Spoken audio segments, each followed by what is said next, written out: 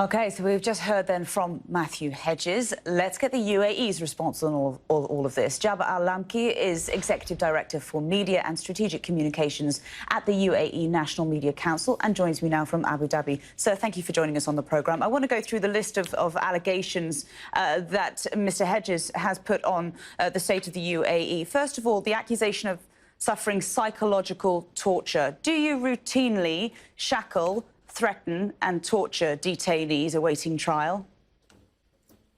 First of all, thank you for having me here. Let me make a clear statement about this mysterious case of Matthew Hedges. Now, with all what has been reported and been following the news lately since he's been pardoned, and all these stories have suddenly changed to a different narrative. We've said this in our press conference. We have a process in place. The investigation process was he was given all the rights, and he was having a translator all the time. He understood all the questions he's been asked, and he was able to respond to them. And all of that process has been documented. In terms of the allegations that he's saying now, in response to that, Matthew Hedges is a free man. He can say whatever he likes to say. But in our case, we treat all the prisoners with all fairness as per the UAE laws. And the question of whether he had a lawyer or not, he says he didn't until right at the end when the court ruling was coming up. You say he did. Yes, he did, and that's been confirmed. And the way the process is, when someone is being accused with a serious case and a crime like espionage, definitely there is a process at the beginning of investigation where we have to go and do all the fact findings to understand and reveal all the information that we've been given by a tip-off.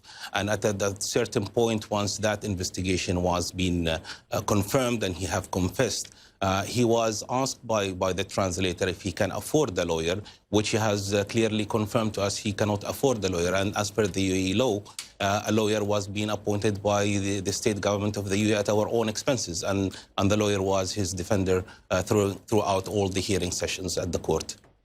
Right, so that's very different to his claim that he wasn't allowed a lawyer, that he very much asked for a lawyer. You're saying that he simply was offered one and he didn't have the money to pay for one. I want to move on to another claim, though, because before we run out of time, because there's lots of allegations to get through. Matthew Hedges is also saying that you asked him, the UAE asked him to act as a double agent, that you also already confirmed that he was a spy, in your view, and that you asked him to be a double agent acting against the British Foreign Office. See, that's absolutely not true for a simple reason. Where the UAE government can understand when an enemy is spying on us, but when it comes from an ally, that was a shock completely for the UAE government. And we don't respond in the same manner. There is no reason for us to ask him to work as a double agent. That's absolutely false and is being rejected allegation, and we don't accept it at all. We have a strong historical relationship between the UAE and the UK government, and we work with them, and that's the reason we were trying all the time to find an amicable solution for that embarrassing situation for the UK government.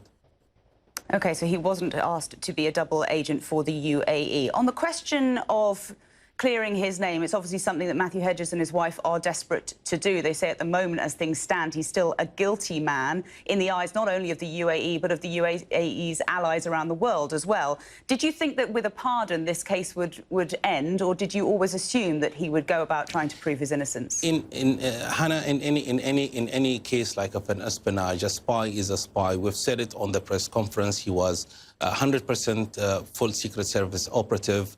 He has been given a pardon, but that doesn't wipe out the case of being a spy, and that's something he has to live with it for the rest of his life. But so he doesn't have the right of appeal? Where he's been given a pardon, his family, they've submitted an official letter to the UAE government, and we've looked at it, and the pardon was given to him, so he's a free man right now. OK, al-Lamki, we very much appreciate you putting the UAE's perspective across on CNN. Thank you very much, sir.